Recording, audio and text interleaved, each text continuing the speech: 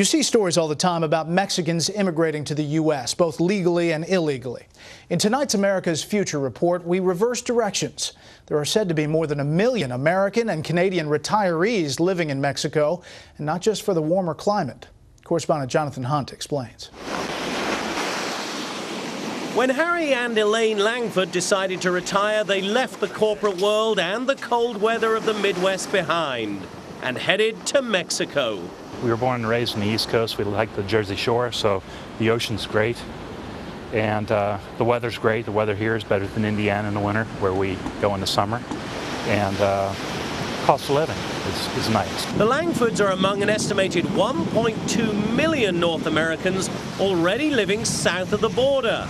And with 76 million baby boomers planning to retire in the next several decades, that number is expected to surge. It's a transitional move. People buy a vacation home, which will become a second home and possibly a retirement home, and in the interim, some income from using it as a rental property. Among the draws, proximity to the U.S., lower taxes and overall living costs that are 30 to 40% cheaper. Here in Southern California, you can expect to pay in the millions for a place on the beach, but in Mexico, a similar piece of property in a gated community starts in the mid-300s. Bigger bang for your buck, your dollar goes a lot further, and right now the peso is lower, so you got a lot more purchasing power down here with your dollars. And U.S. retirees are spending their pesos near their new homes, making friends with the locals and immersing themselves in their new culture. We really have tried to